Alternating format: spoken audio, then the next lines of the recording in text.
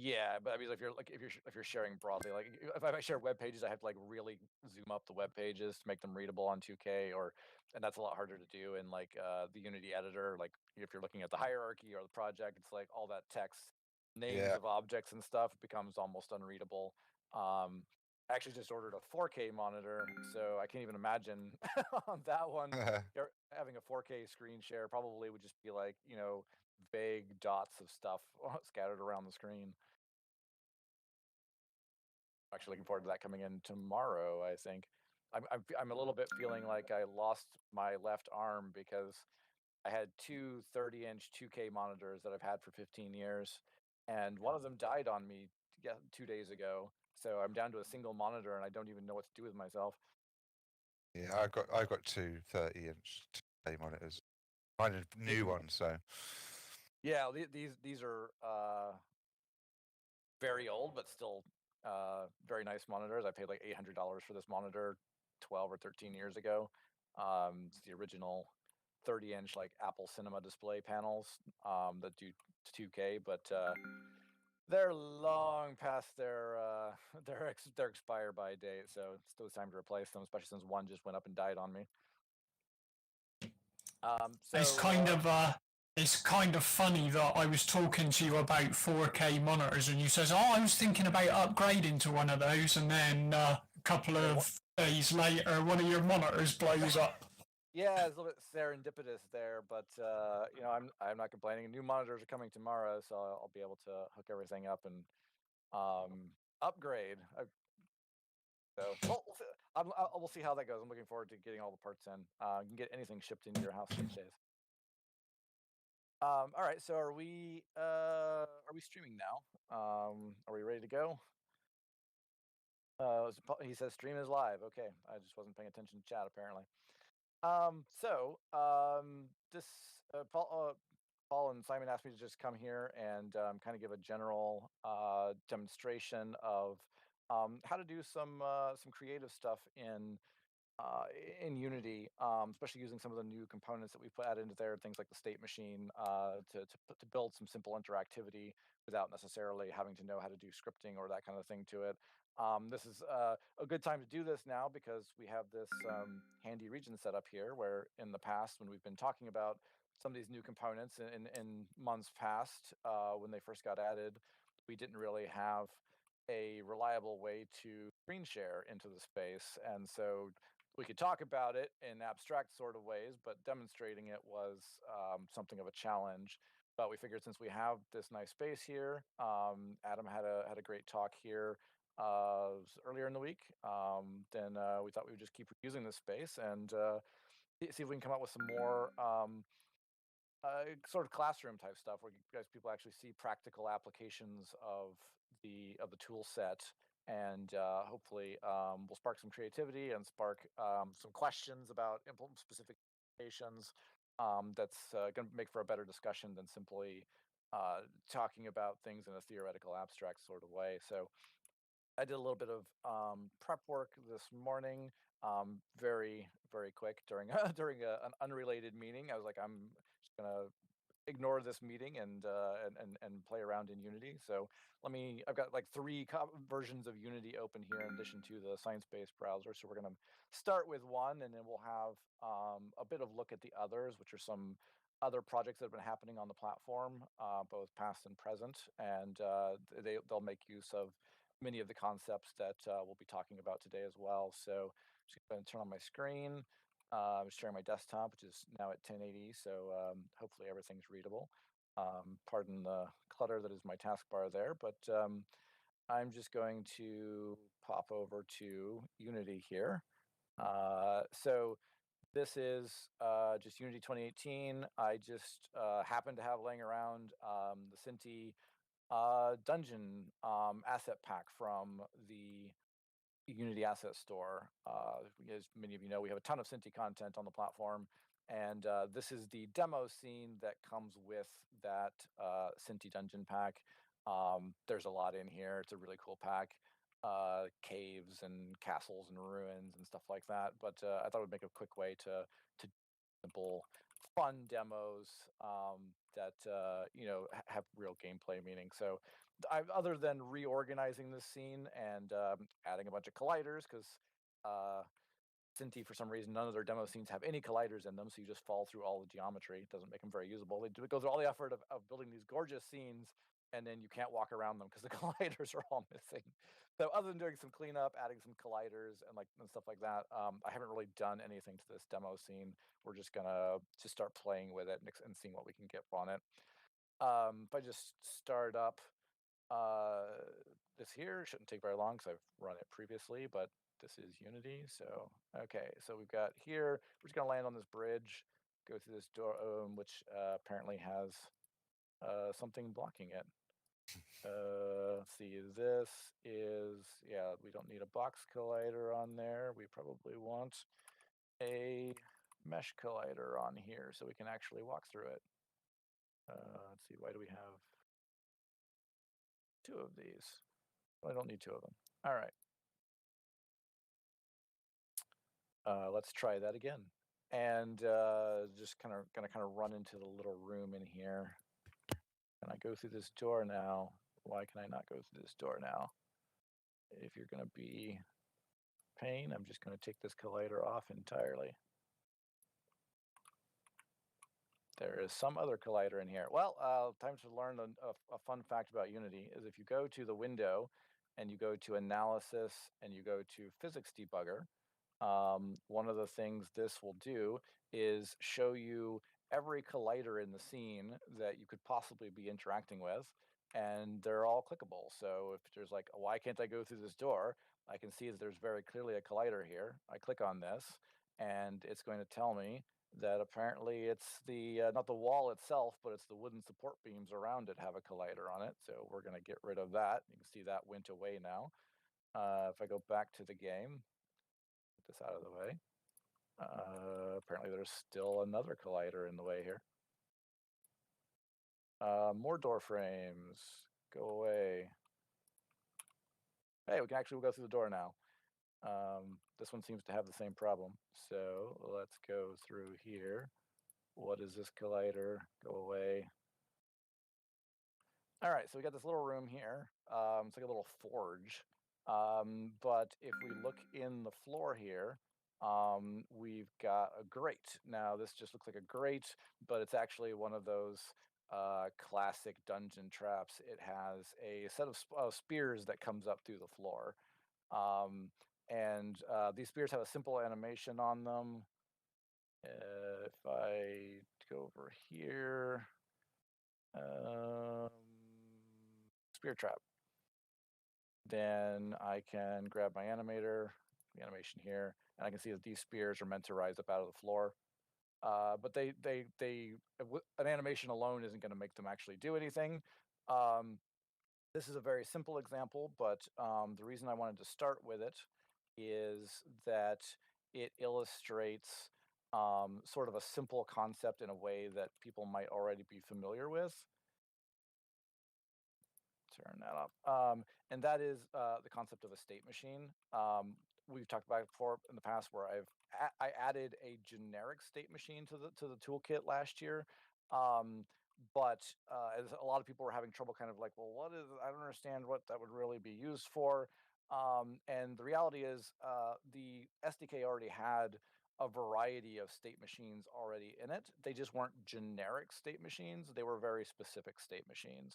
And so, for example, if I were to say I'm going to create a new cube here, ended up way over there. Let's move it someplace closer. That's not closer.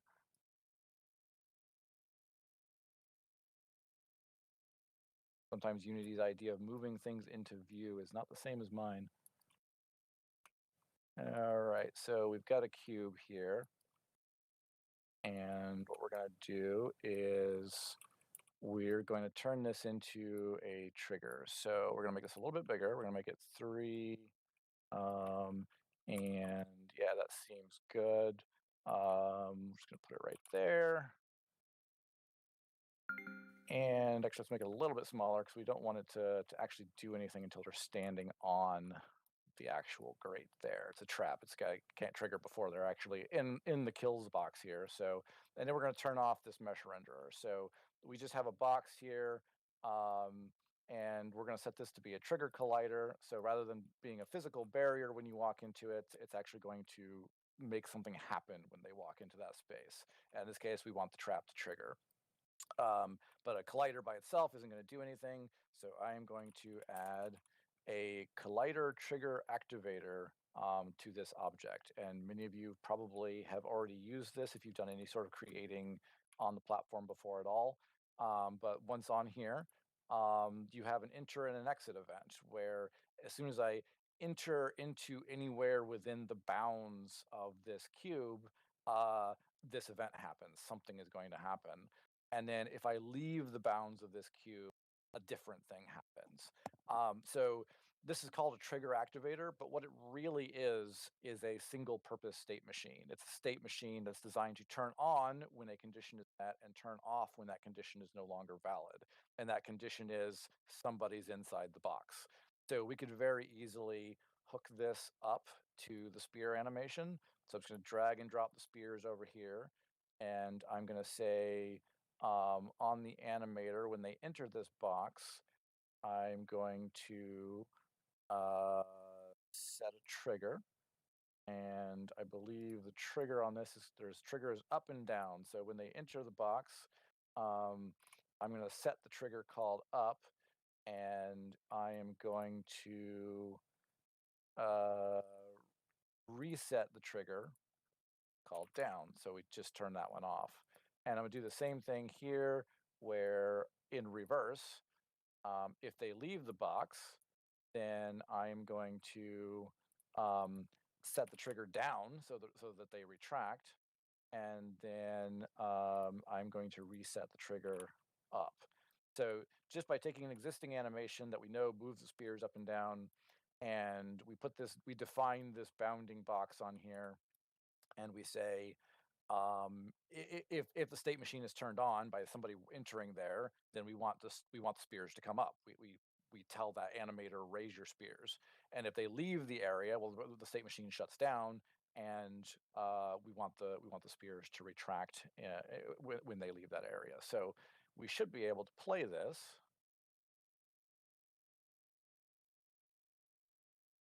And this is useful to show it, and I will recreate it using the generic state machine so you can kind of see how they do the same thing. But if I come over here, then as soon as I walk into the space, the spears come up, and obviously I'm dead. And if I leave the space, the spears retract. So just that simple interaction, all I'm doing, no scripting required here. We have just a simple animation that all it does is it translates the y-axis from one up and down a little bit, and then we have a collider that defines the area with which we want the event to happen, and then we have this simple, very focused state machine that does one thing. That's all it's meant to do is to turn off and on depending on whether somebody's in that collider. So this is a state machine. Does everybody, if anybody has any questions, feel free to interrupt me at any time. I'm just going to keep monologuing if people don't, but discussion I've is got welcome one. as well. Yeah, one question. Is that networked? Can everybody see that? Networking would be a separate task that happens after the basic functionality is on board here. Okay. But there is some kind of networking that can happen here. Like for example, this particular trigger has these two options: owner only or exclude owner. So this defines who can trigger this. So owner only means that only me as the player, this event happens when I walk into the space. If this owner only is turned off, then these spikes would also pop up whenever anybody else enters that space. And then you could also do the inversion of that where you say exclude the owner, in which case it would ignore me. Now it no longer even cares about me, but if somebody else were in the scene and they walked over it, the spikes would still rise up for them. So you do have some limited control over here over who this interacts with, which can be very important depending on how you have it set up. But yeah, networking is a separate conversation that would be great to have a deeper dive into in a future one of these where we actually go through some of the challenges and ways to hook up networking in that in a more general sense. We could use some of these examples to do that with, but the first step is to get the actual uh, the actual functionality, the actual event happening in a way that's logical and makes sense. And then networking is just a matter of saying, okay, when I enter this space, the spikes rise, and I want everybody to see the spikes rise. So I just send out a network message that says, "Hey, the spikes are up," and everybody else goes, "Oh, okay, well I'll show them up too." And then if I leave the space and the spikes go down, I say, "Spikes are down," and everybody else, and I send out that message, and everybody goes, "Oh, okay, well I'll put spikes down too."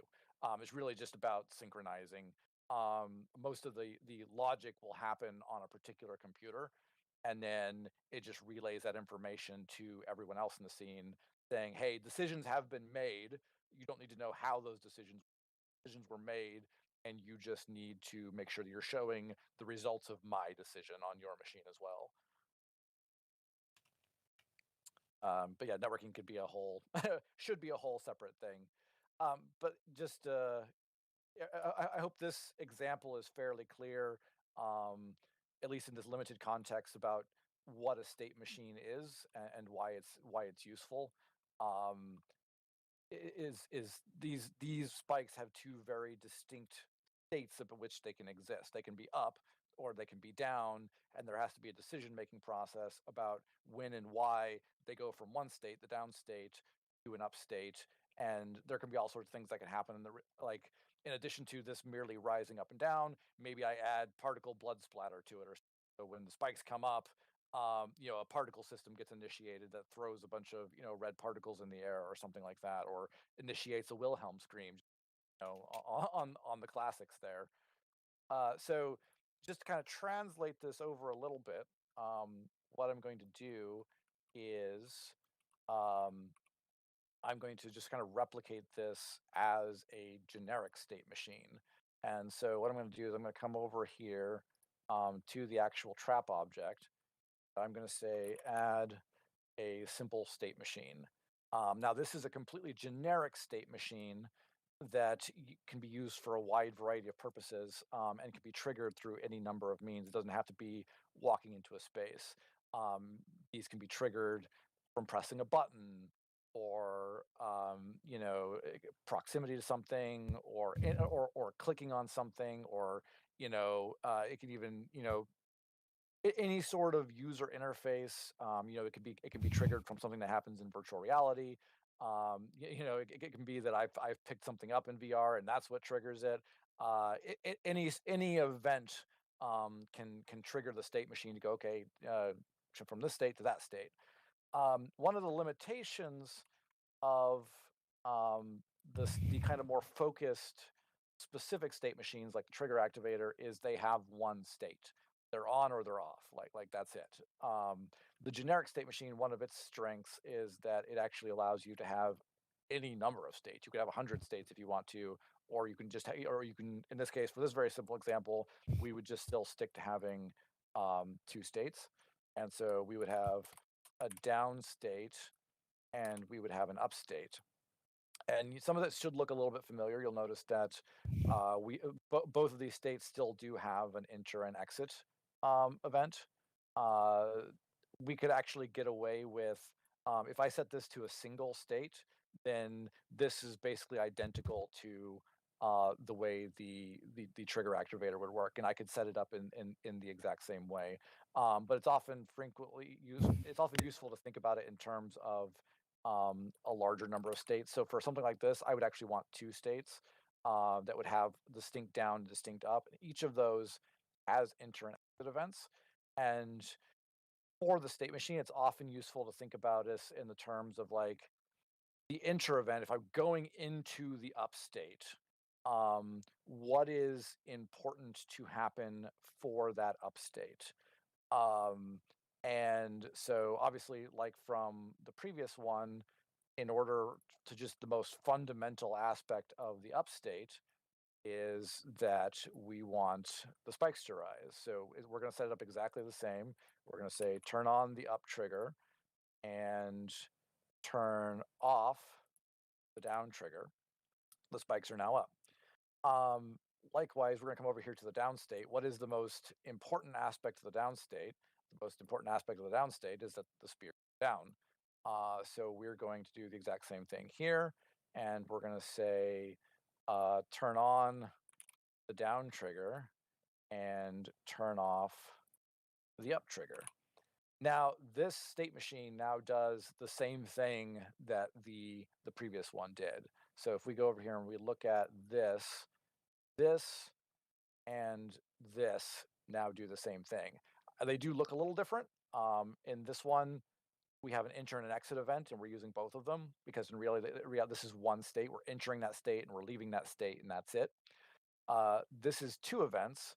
We have a down state and an up state, and we're entering. We're switching between the states instead of having one state or no state at all.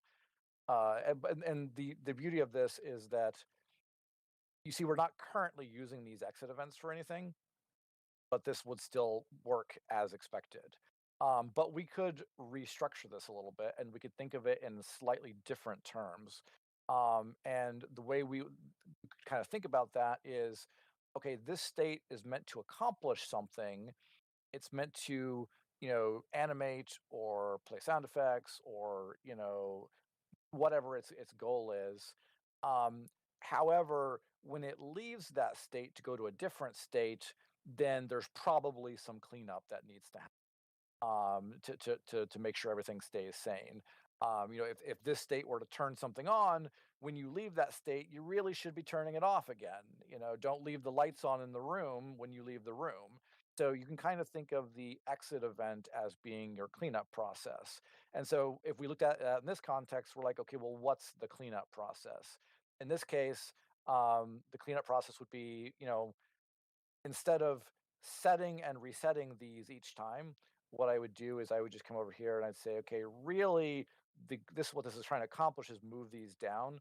So this is actually a cleanup process here. Is undoing undoing the state of itself. So what I'm going to do is I'm going to switch these around so that this, when it enters the down state, turns on the down trigger, and when it leaves the down state, it turns off the down trigger. Rather than these states having to know about each other, where the up state has to not only turn up on, but turn down off, it has to know that. We say, you know what, the up state and the down state should just take care of their own business and not have to know about each other. So what we do instead is we structure it very slightly. Reset trigger, up. And so now what we can see is instead of down turning on, down, and turning off, up, and up turning off, up, and turning off, down, or turning on, up, turning off, down, they just manage themselves. When you enter the up state, it turns on, up. When you leave the up state, it turns off, up. And it doesn't matter which other state you're going to. There's only two states here. The reason this is useful is because it's kind of easy to go, well, they both do the same thing. So why is one better than the other?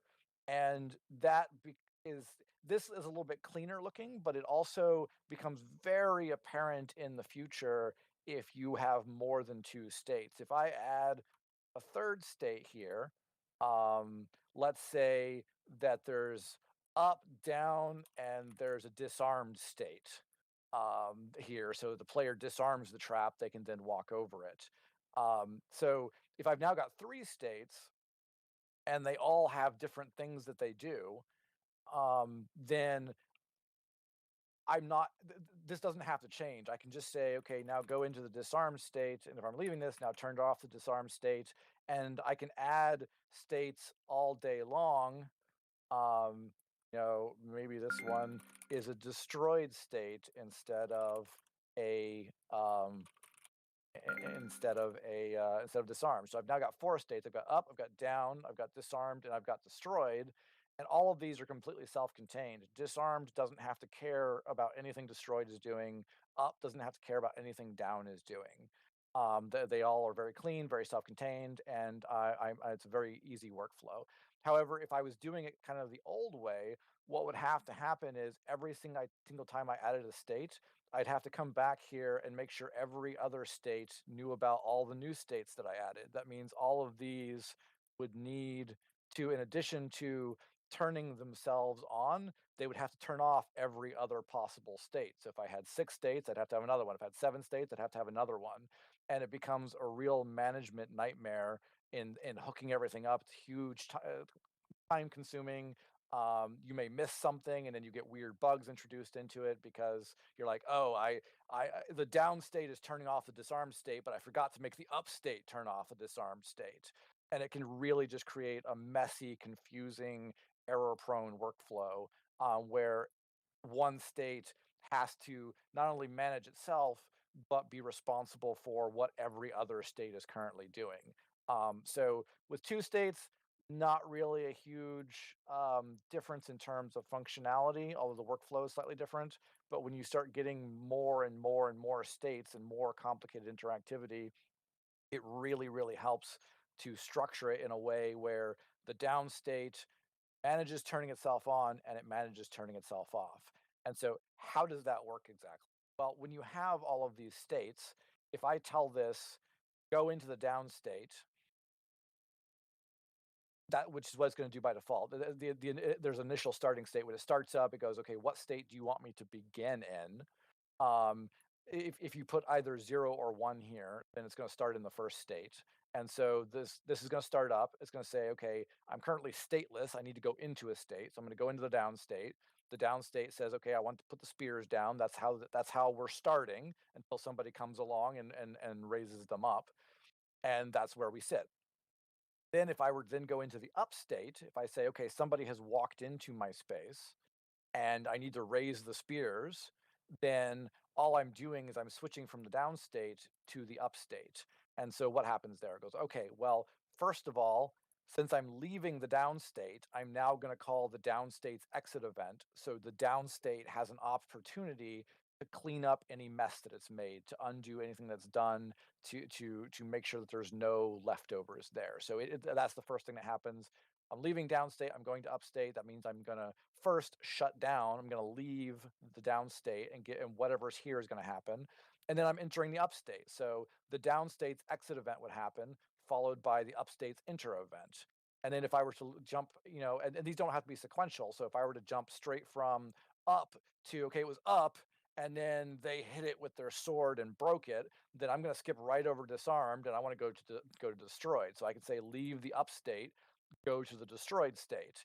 And the same thing happens. Okay, we're leaving up, so the up exit event happens. We're going into destroyed, so the destroyed enter event happens, and it gets a chance to, change out the geometry or make a cracking sound as the wood splinters or whatever, and the spears fall over and are now laying on the ground because they're broken. Whatever has to happen there, then destroyed can manage that process. And you can jump back. You can row through these sequentially if that's useful for the purpose, or you can jump back and forth between different states.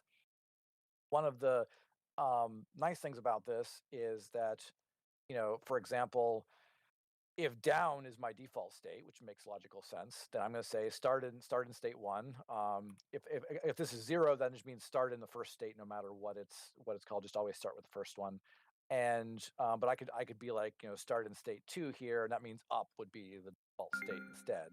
Just generally, just for ease of use, I tend to think about it in terms of, well, whatever state I put here first makes sense as the default state anyway, so that just kind of naturally works. But there's a couple of options here which may not seem um, entirely obvious at first. So we've got wrap states. Well, what does that mean? That means if you look at something that's great to show you guys here, is if you haven't seen it already, we now have all of our scripting references auto generating every time we make a new build. So anytime we add any new features, components, functions, whatever, this gets updated automatically at the same time that viewer is built. You'll see that this one was generated on March 17th at 12 o'clock. So this one's brand new as of today. So these no longer can ever be out of date. Everything that we can possibly do with the API is always going to be here. That includes the server documentation as well. But if we look at um, in here, there is a state machine. It can be accessed through Lua scripting as well, or it can be accessed directly through just hooking it up to other Unity events. And we'll look at some scripting examples later if we have time. But one of the things you can see here is that either whether you're doing it through scripting or whether you're doing it through like a button press, for example, there's next and previous state functions. So like I said earlier, you can jump between states, but you can also just sequentially move through states. And if you're sequentially moving through states, and I say next state, that's going to go to up. I say next state, it's going to go to disarmed. I say next state, it's going to go to destroyed. If I say next state, one of two things happens. If wrap states is on, then it's going to wrap back around and start over at the beginning, and we're back to the down state. And likewise, if I go backwards, if I'm on down and I say go to the previous state and wrap is enabled, it's going to wrap back around to the last state and work its way backwards. If you don't want this behavior, if you want something to progress through a logical conclusion and then stop, you can turn off wrap states. And then once it gets to destroyed, if I say next state, nothing happens. There is no next state. It's just going to stop instead of starting over again. Something else that's very useful is this exit states on start. So what this does is kind of gives you the opportunity to kind of cleanly set things up in your workflow. So for example, all of these states, they turn on something and then they clean up after themselves. They turn on something and then they clean up after themselves. So to ensure that everything is kind of in the right state when you first start, maybe I don't want to assume that all of these triggers are already off when the program starts. So what I do is I say as I turn on exit states on start. Now what that means is if down is our default state, then the down enter event is going to happen when this initializes. But with this turned on, that also means the exit event of every other state will also run on initialization. So with this enabled, the program starts up for the very first time, down enter happens, up exit happens, disarmed exit happens, destroyed exit happens, and that way you know that these are all turned off. There's nothing weird there. You know exactly what the starting state is, and that can be very useful if you've got objects and you're like, okay, well, I've got 4 objects and they're going to be turned on with different states, but it's kind of annoying in the editor to have to turn them off and on and off and on. And maybe if I forget to turn them off before I upload them, then it looks weird. It looks buggy when I upload it because they're all on until somebody changes states and then things start happening properly. This makes sure that you can leave them all on, and then all their exit events are going to happen on startup, and they'll all just immediately turn off, and everything will be exactly the way you want it to be.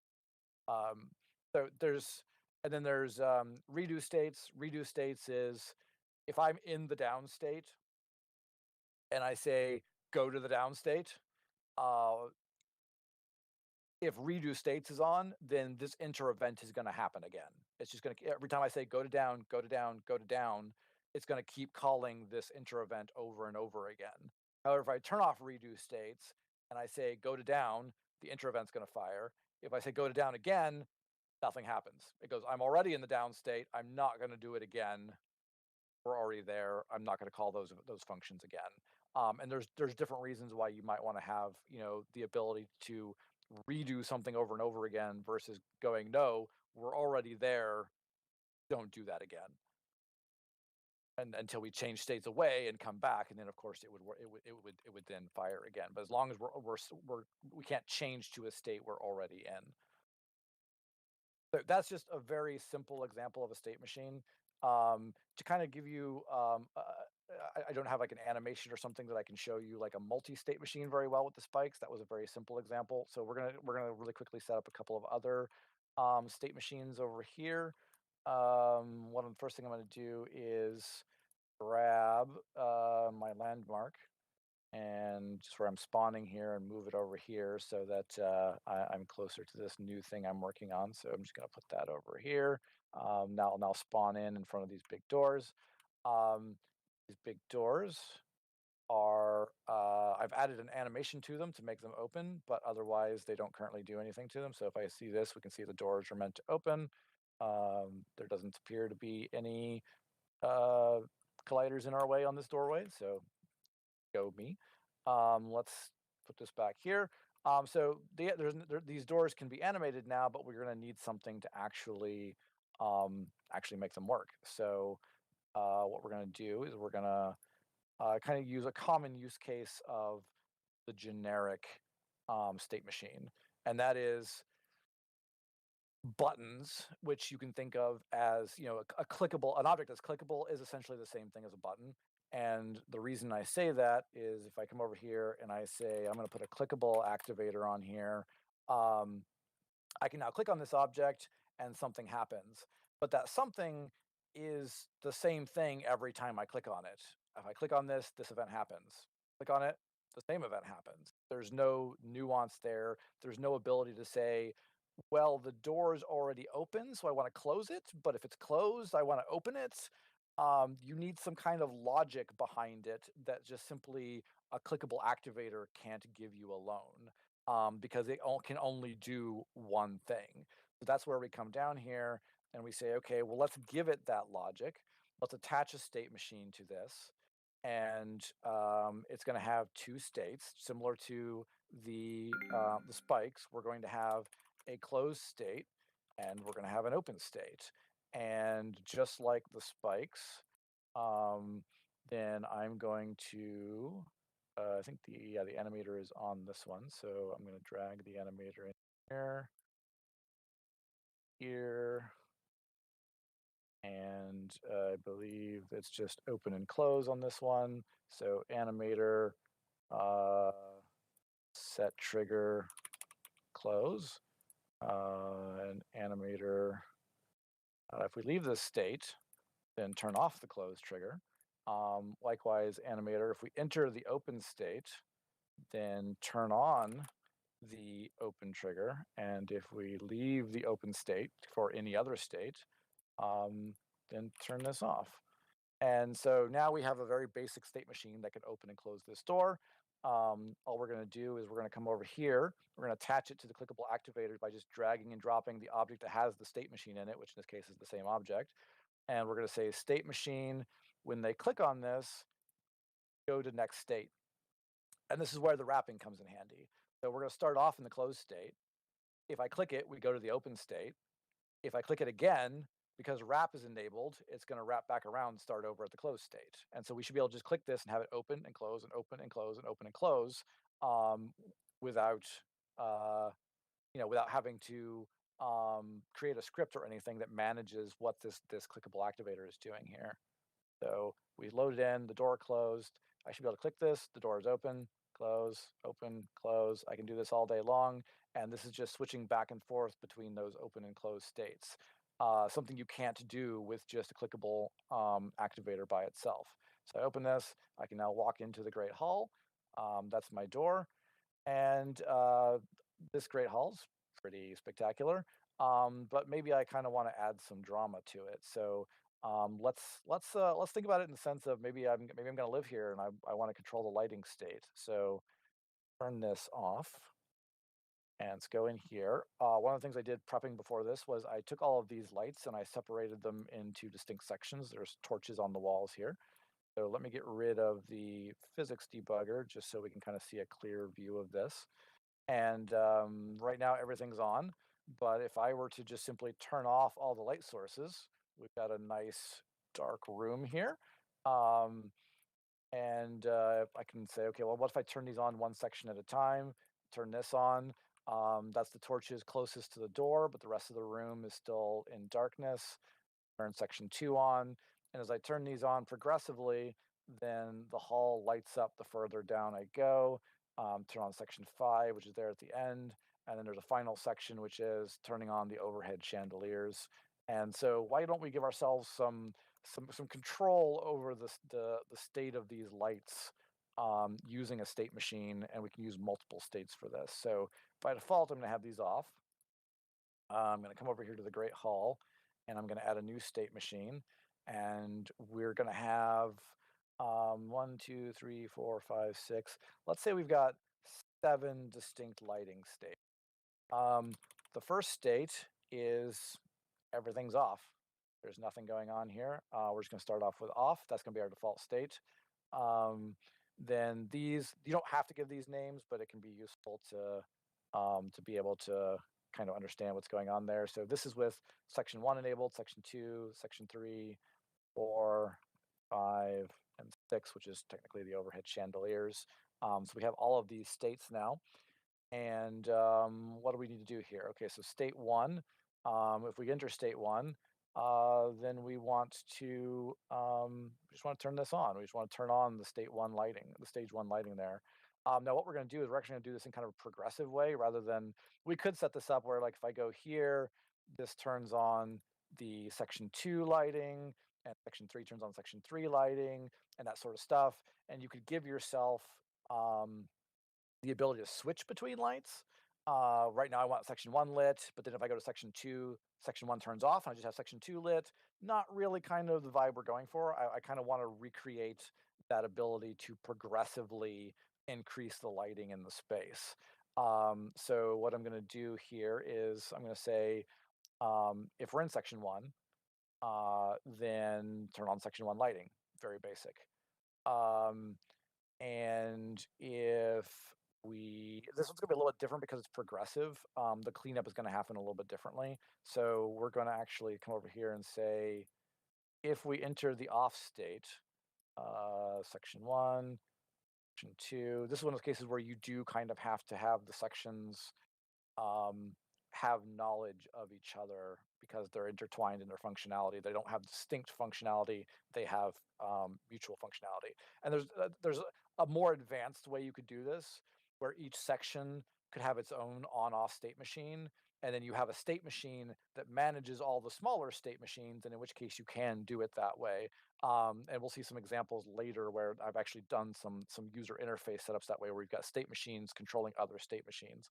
But just at a very simple level here, what I'm going to say is all of these, if we're in the off state, game object, turn off, game object. The setup on this is going to be a little bit tedious, but turn off, off, turn off. Okay, so if we're in the off state, everything's off. And I actually think we might be able to save ourselves a little work here. So we set this to 1 and back to 7. A little trick of anything in Unity is when you've got things like this where you can say, oh, there's 5 of these or 10 of these or whatever. You may already know this from doing this before, but when you add more states, it copies out the most recent version of the state. So if I've got 7 states here and they're all the same, if I add an 8th state, it's going to say, okay, well, I'll copy the 7th state into the 8th state and then go from there. So it's a real time saver. I dragged and dropped all of these into the first state. I know that all of them are going to be controlling whether an object is active or not. So I set that up and then add more states. Then now every state is set up there, and all I have to do is decide which ones are on for which state and which ones are not. So like in state 1, we just want this one to be turned on, the rest get turned off.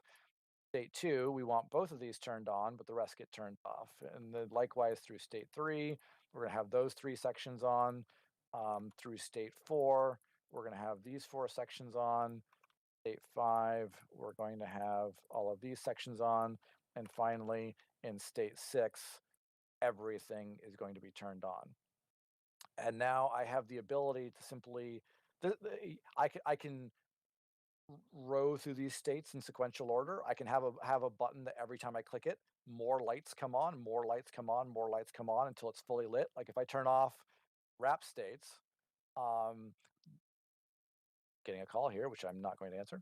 I can say, okay, well, we need a way to do this now. So I've just got a very simple canvas over here, a panel. It's got 1 button on it. So what I'm going to do is I'm just going to drag the Great Hall over here, state machine. Whenever I click this button, it's going to call next state. So I'm just going to give this, call this lights. And now if we run this, should just take a second. And all right, so we're now outside of our Great Hall. We're going to open the door. We're going to walk in. Everything's off. I've got a button over here, a big one, just called lights. If I click on it, these lights have just turned on.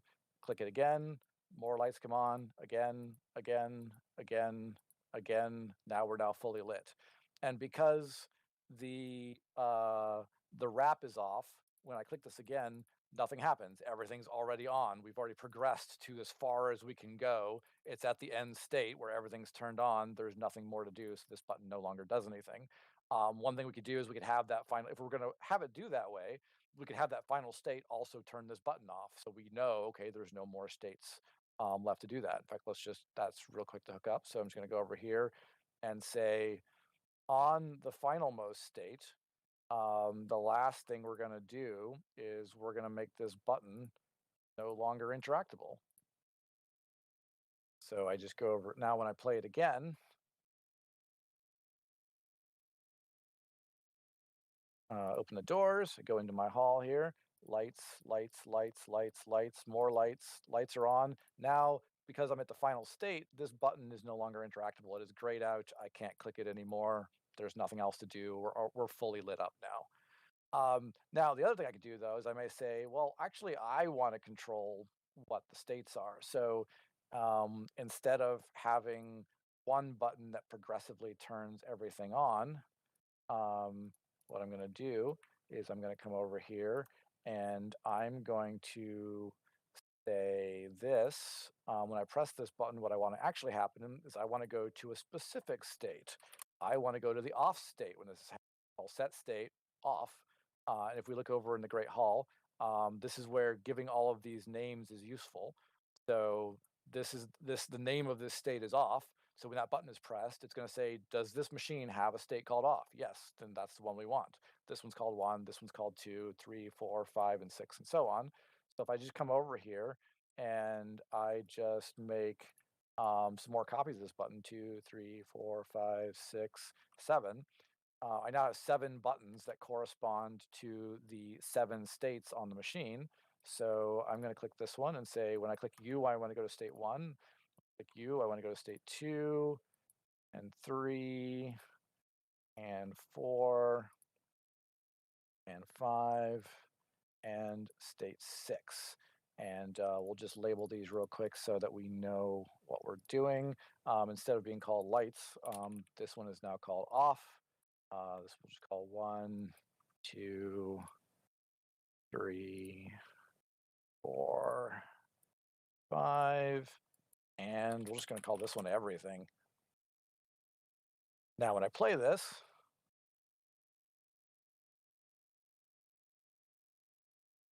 there we go. I've got an actual lighting control panel over here. So I'm going to open the doors and I'm going to walk in, and I can say, you know what? I just want everything on right now. I'm just going to go straight to the everything state. All the lights come on. Everything's turned on. I forgot to make the state stop doing the off thing here. One second. This needs to have this this bottom thing taken out of it. So we don't want to turn that button off anymore.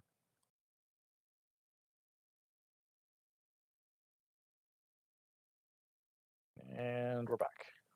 So open the door, walk in. I can now do the same thing as I was doing before. I can say turn on 1, go to state 2, go to state 3, go to state 4, go to state 5, finally go to state 6, which is turning everything on. I can also now jump back and forth between these. I'm like, okay, I'm done. Turn the lights out. We're going back to the off state. Or I want to jump straight to state number 3 or state number 4, where I've just got the side lamps turned on, but I don't have the overhead lamps turned on. So now I've got a bit of mood lighting in here. And, maybe I like it that way most of the time. But if I'm doing some arts and crafts, maybe I want some better lighting in here. So I turn on the overhead lights to give myself some more brightness in here and better visibility on what's going on. And now we've created a simple, basic light control system for this ancient medieval dungeon. So that's an example of like 2 ways you can set up a multi-state machine. Does anybody have any questions about the way this has been set up?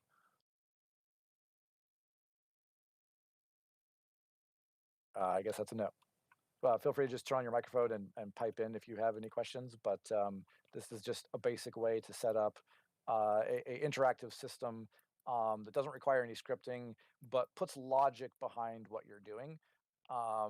Just like with clicking objects, buttons by themselves have no logic. You can make a button, and you can click it, but it does one thing. It does the same thing every time you click it. And so that's just not terribly useful. Something interesting we could do real quick, just to kind of show um, uh, what this can do. Actually, probably better to show it on one of the other UIs we got set up. But for example, I could have this where instead of buttons, I could actually have this a drop down, and I have all these same options in a drop down menu. And again, drop downs don't have any inherent logic in them. If you make a UI drop down element, you pick an item out of a list, it will call. You can have it call a function someplace, but it calls the same function no matter which option you pick out of the list, which is not very useful unless you can put a script behind it. This state machine lets you do things, and toggles are the same way. Most of the Unity UI elements work that way. You click it, and the toggle turns off, it calls a function. You click it, the toggle turns on, but it calls the same function as off. Like it doesn't matter whether you're turning it off and on. All it's saying is I've changed, but it doesn't give you a way to hook up specific actions to the on state and specific actions to the off state without having code behind it, without having a script behind it. And the state machine gives you a way around that. You can attach a state machine straight to a toggle, and now you can do distinct actions to when that toggle's on versus when that toggle's off. You can attach a state machine straight to a drop down, and no matter how many items you have in that drop down, when you click on one of them, you can have specific things happen depending on which specific item you clicked on in that drop down without having to put any Lua code behind. And buttons, like we talked about, there you can have it where it cycles through any number of states. You can have it where it jumps to specific states. You can just really uh, you can put arbitrary logic behind the user interface elements, turn on other user interface elements, turn objects in the scene, teleport the player to another place. I mean, you can just have them do anything you can hook up to a state machine. And that includes if you do have scripts in the scene, this state machine as part of not just turning objects off and on or moving things around or turning on animations or whatever, can call functions out of a script that's in the scene. So the state machines can manage scripts as well without those scripts having to build their own internal state machines. And I've got some examples of that, I believe, sitting around someplace. We'll take a real quick at a couple of other actual projects that we've done using the state machine real quickly, just so you can kind of see that in action. And then we'll probably gonna be running out of time, but we can have like some Q&A or general discussion following that. So if I come over here, some of you may have seen some of this. We're actually using some of this right now. This is part of our conferencing tools package, which we're currently using to do this screen share and control the cameras and everything. This is the project where we have all of those tools built. And one of the things we have built here is this little panel that says "Start Here" is actually a standalone object. It's not in this scene that we're currently, or it's not in the fireside chat region that we're in right now, but it's a very common piece that we put in for a lot of events.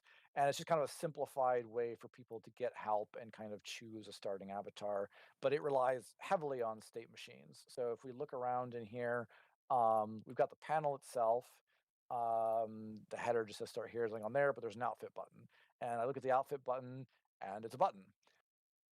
Again, buttons can only do one thing, which is not very useful. We want this to turn on and off a window. So in addition to having a button, it actually has a state machine directly attached to the button. And because the state machine has auto bind to UI enabled, which is on by default, I don't need to do anything to this button. When this state machine turns on, it looks at its own object and says, "Oh, I'm a button. I have a button on me. So I'm just going to automatically attach myself to it, and nothing else needs to happen here." And then you just define, well, what are those states? In this case, it's got an opened and a closed state. It starts off in the closed state where everything's turned off. If I go to the open state, it does a couple things. It sets my button non-interactable anymore because it's already happened, and it turns on the window that I want them to see. And when I leave the open state, it does the reverse. It turns my button back on, and it turns my window off. So if I play this, we can kind of see that in action. I previously run this, so it shouldn't take long. There we go. So I just load into the scene. I can see my little start here panel up here. I click avatar. I get a nice avatar selection window pop up here. I can click on one of these. Or I can say, you know what, I didn't want to do that. I'm going to click avatar again and that goes away. Um, so instead of having to have a separate turn on and turn off button, I just have one button that acts as a toggle because it has that state machine logic behind it. And if we were to look at each of these buttons, we would see that I believe when we click on these buttons, oh, those get set up dynamically. Yeah, there's actually a script behind there that handles those button clicks, which is why they don't have anything on there. So skip that for now. But that's just very simple. Okay, I want to be able to turn a window off and on. Two states that happen there. As it gets more complicated, though, if I go down here to the how-to panel, this is a selection of tutorial videos you can watch. There's multiple videos here, though. And so we have effectively what are tabs here with 4 options to choose from. And so if I click the first one, I want to watch a tutorial about moving around in the world. How do I navigate my avatar? And then I'm like, all right, I'm done with that one. I'm going to go over here and I don't really care about this. I want to skip straight to how do I customize my avatar? So I'm going to go to watch the clothing tutorial video. And these are actually just generic buttons, but because they have a state machine behind them with 4 states in it, actually 5 states, I think, because there's a null state, then these now have the ability to act as tabs. And each one of these would show a different video. And when I switch states, it turns off the old video and turns on the new video. And this is actually an example of a state machine managing a different state machine as well. So if I look at the logic behind there, there's the button state machine. It works exactly the same way the avatar one does. It opens a window or closes a window, and that's that selection of which videos you want to watch. When it's turned on, this is the panel that appears, the one we just saw, and it has 4 buttons on it. And if we look at this, we actually see this has its own state machine with 5 states. It's got no videos, the movement video, the communication video, which is the voice and video, the clothing video, and the troubleshooting video. And each one, if I enter the movement state, then it does 2 things. One, it turns my button off so that I can't click it again because that tab is now selected. And then it also tells a different state machine, hey, we just entered the movement state, so I want you to enter the movement state as well, so that you're in the same state as I am by name. So what is that? We click over here. That's the actual videos. The videos themselves actually manage their own state independently of what is controlling which state they're in. So each of these states, if I'm entering the movement video state, I'm going to turn on the movement video. If I leave the movement video state, I turn off the movement video. So I can jump from movement to clothing. And like we talked about before with the previous state machines, if I'm jumping between states, that means movement goes, okay, well, I'm not the current state anymore. So I'm going to call my exit event. And clothing goes, well, I am now the current state. So I'm going to call my enter event. And move freely between these in any order, and no state has to worry about what any of the other states are doing. Just if movement knows if it goes into movement state, turn that video on. If you leave movement state, turn that video off.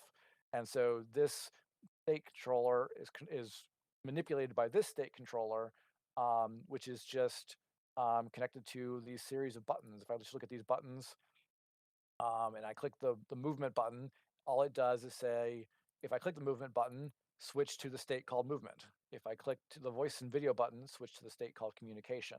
And all of that happens just automatically through the internal logic of the state machine, and you don't have to worry about, there's no code behind any of that. All of that UI, those tabs, opening, closing windows, starting and stopping videos, all of that stuff, no scripting behind that. There's scripting behind switching what your avatar's appearance is when you pick one of those, but that's beyond UI. That's actually manipulating your avatar once the UI has made its selection. But everything else is just purely some user interface elements attached to some state machines, and you can create all sorts of complex UIs without putting even any Lua code behind it. Another very quick example of that, this is an older project we did last year. It's actually a client project. This is obviously just one part of it, but this is an example of a complete UI replacement. They wanted to. This is a feature that the platform supports. In any region, you can say, I don't want the UI. I turn the main UI off. I'm going to provide my own user interface, either supplementary or completely replacing the existing interface. There's some more features on this for white labels than there is on the public grid, but the public grid still has the option saying, stop using the main UI. I'm going to have my own. And this was an example of they wanted a very simplified, very clean, whole UI replacement that just had exactly what they wanted, nothing more, very specific behaviors on it. They had a completely different character model, so they didn't even want to use our outfit window because they had their own character system built from scratch. And there's only a few things that they cared about. And so if I get rid of our UI here, this is what their UI looks like if you went to their grid. And all of this is powered by state machines. So like very simply, if I come down here and I click on this actions button, I can do some dances. If I click on this controls button, it brings up an overlay that shows, some basic tutorial controls, how to get around, how to move your camera, that sort of thing. That's all state machine. Likewise, this is their character creator. And you can pick and choose from different characters, different skins, different, sort of accessories to go with that characters, even a randomized button, all state machine stuff. And you've got simple volume control here, simple microphone control. This was a simple option where you could just pick from a list of users in the scene and teleport straight to them. There's a little menu over here for pulling up settings, region info, or getting data about the viewer. It kind of replaces the little hamburger menu in the upper right of our standard UI. So if we were to look at how this works internally, we can see that there's a bottom left bar and there's a bottom right bar that composes most of it. So if I look at the bottom right bar, there's a menu button. Look at that menu button, and you can see it's got a state machine. The menu is either open or it's not. And if I look at like the controls button has its own state machine as well. And again, it's the controls are on or they're not. And there's some of these, you can do not just like turning things off and on, but like this live stream button here, for example, turned on and off a video screen in the scene. But in addition to simply turning stuff off and on, one of the things it does is it changes its own label to say music on or music off. So if I click this button here, you can see that it might be kind of hard to see on this background, but you can see the text label is changing along with the state of the button changing. So you can create fully fledged, fully functional UIs, windows and animations and effects, and the text changes, the colors change, the images change. Anything you can imagine to do with a user interface can pretty much be done now without any scripting, simply by saying, okay, well, I've got a toggle here and a drop down there and a button over here, and I attach a couple state machines here to manage whether this on or is this off. Does this have 2 states or 10 states? And what happens when those states change? You now no longer really have to have any scripting behind building a user interface or an interactive system.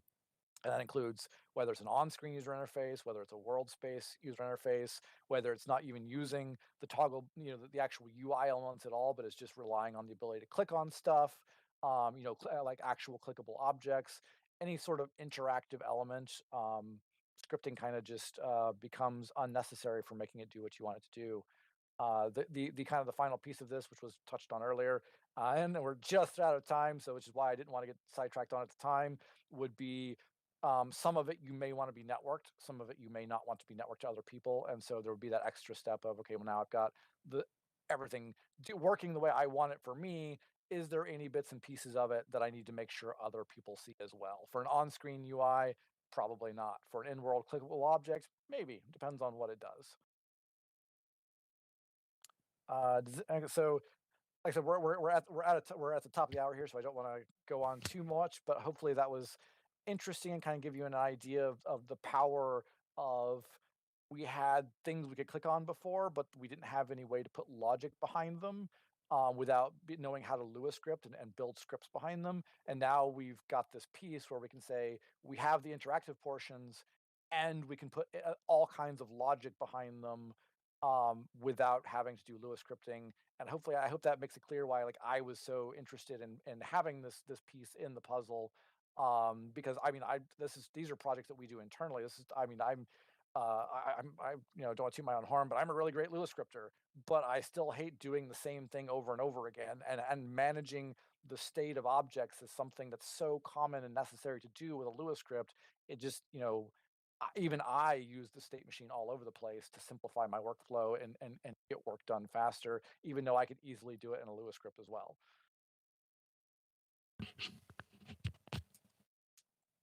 Switch back here. You'll have to see me seeing all of you here on screen. Does anybody have any questions? I got one. I've actually over the last couple of weeks actually learned to code network code, so it's not really for me. But obviously, some people can't. Wouldn't be able to get their heads around network coding. Is there any plans to actually have a component for components that aren't networked that may need? Yes, absolutely. Easier. This is actually something I talked about briefly last year when we first started sort of abstractly talking about the state machine in a non-demonstrated way.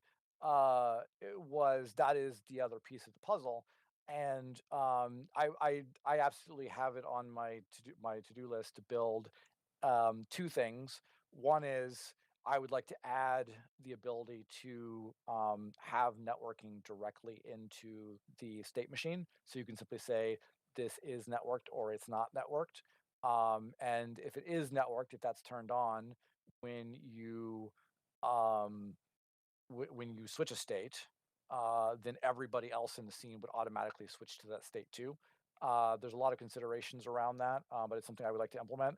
I would also like to implement a um, simplified generic networking component that you can attach to stuff, and it would necessarily be more limited than doing it yourself in scripting, but that's true of kind of everything. Like, all of these pieces, like state machine, totally do a state machine in Lua, and you could make a much more complicated state machine even than this one. But this one covers like 95% of the bases that you realistically would use a state machine for most of the time. So it's worth having. And likewise, I think there's a case to be made for a generic networking component um, that can accomplish a significant portion of common networking needs without having to do any Lua scripting. And kind of what that would look like is you would define in the component, like you would say, this component has 4 networking options. And it would give you the ability to say, okay, if I say do network event 1, then it can send arbitrary information, arbitrary predefined information across to other objects in the scene that have that same networking component. It would have like a unique networking ID, and it would even be very simple to make it so that, like, in addition to like predefined sort of functionality on networking component, you could also um, have it just say where, like, yeah, here's a string, just send this string to people. And so really what you're defining um, is not so much the outgoing information, but what that networking component does when it receives information. So just kind of clarify that a little bit. You would have a networking component. You'd say, here's 4 networking events, and these are the 4 networking events that this component will respond to when those events come in. And so, there might be an event that's called turn the lights on. And so that networking component is sitting there waiting, and if a message comes in through the network that says turn the lights on, it goes, oh, I do have an event called turn the lights on, so I'll do whatever that is. And that way you'd be able to very simply hook up networked functionality uh, without having to do any scripting as well. It could be tied into the state machine, but it wouldn't have to be. It could be tied to other things as well. Just sort of you could just press a button and it fires off a network event and something happens.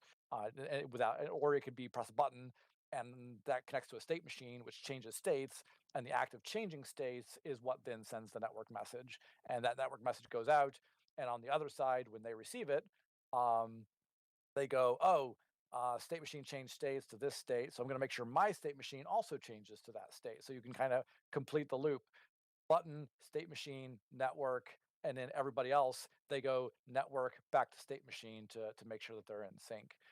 So like I said, that's what would be a whole separate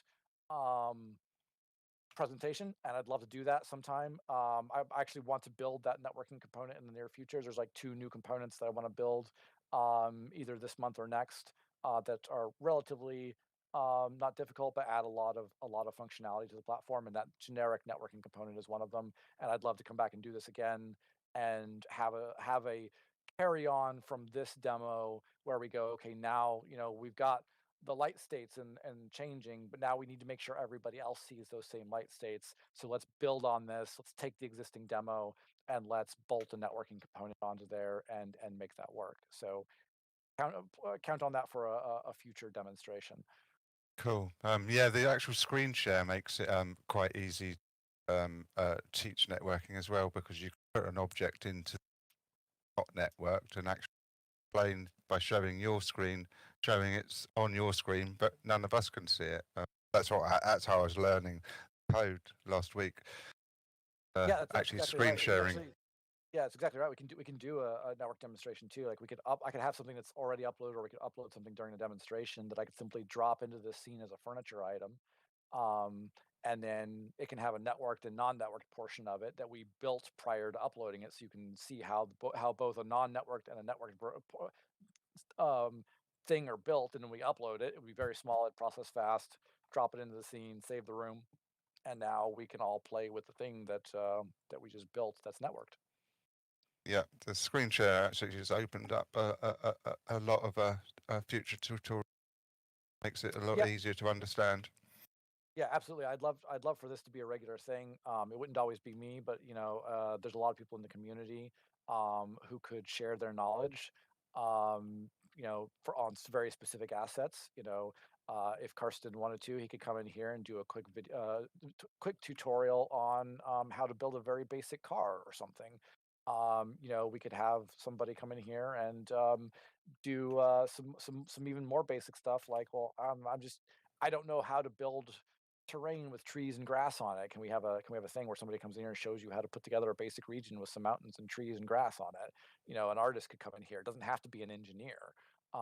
Anybody who we could have actual scripting tutorials in here where it's like, hey, we're going to build a thing in Lua, and you're gonna watch me write it live in Lua. I do that occasionally with our internal staff. We're like, we need to solve this problem. Let's get on a call together, and we'll all stare at the same code and work through the code together. And there's no reason that that couldn't happen in this kind of setting as well for essentially a classroom educational environment. Yeah, I haven't stopped using it actually since we put it in here. I've been here nearly every day. That's good. But It's a great resource, and it makes it much easier to demonstrate concepts or to teach things and show off new capabilities or whatever in a way that's much more accessible and much more digestible than just simply talking about it and hoping everybody follows along with what you're talking about. And you're trying to paint an image with words, and sometimes even if that works, it can take me 10 minutes to describe something that I could show you in 30 seconds. So yeah, yeah, I definitely encourage, you should make great use of this for future community hours, future learning sessions, and just find all sorts of people who can come in here and just even do simple tutorials on other parts of the SDK, simple art tutorials, simple scripting tutorials, whatever. The sky's the limit. yeah, we have one planned for next Wednesday actually, which is a portals tutorial. Yes. Oh, great. Yeah. Yeah, this should be an ongoing thing. And it might be a thing where if it turns out to be, do we need to think about obviously this is a very valuable thing to have, but it also does the presentation portion of it takes up the entire time that would normally be like Q&A. So you may want to think about like, do we want to reserve a time slot for Q&A, and then maybe tutorials and training and this kind of classroom and sort of activity maybe is a separate new event that gets started up on a different day. I was thinking that as well. Yeah.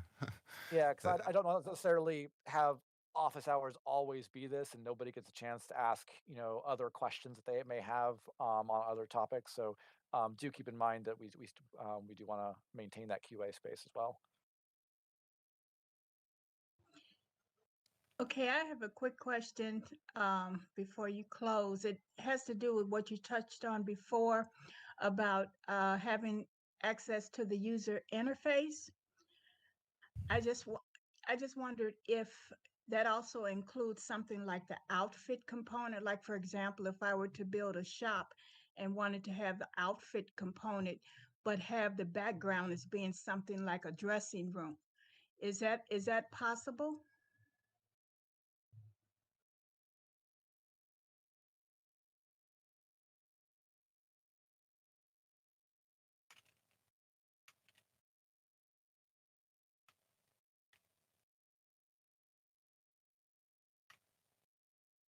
I'm not sure if Josh heard that or if I can hear Josh's voice.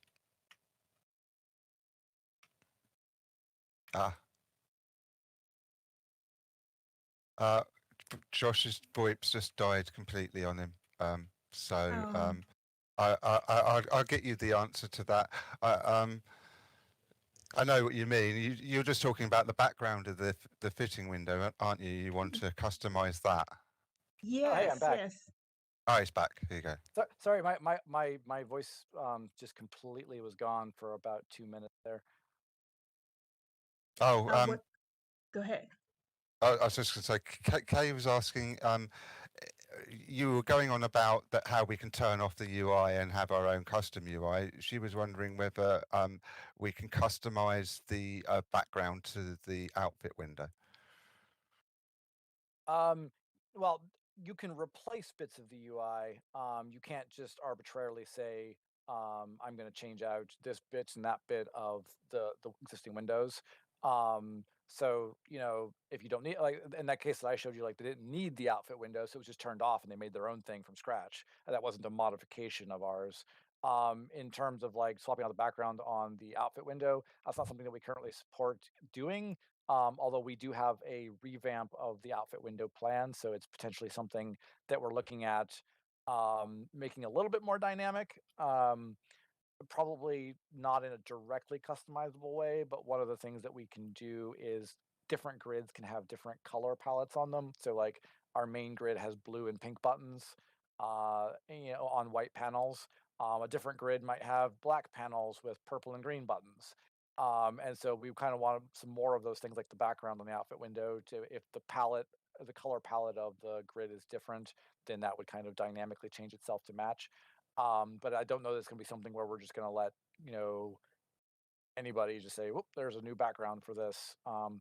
Maybe if there's a solid use case for it and we can justify the engineering time, there'd have to be a discussion around like, is that something that we want to have somebody spend hours setting up as an option? It's more complicated than it sounds because that outfit window is actually a 2D representation of a three-dimensional space.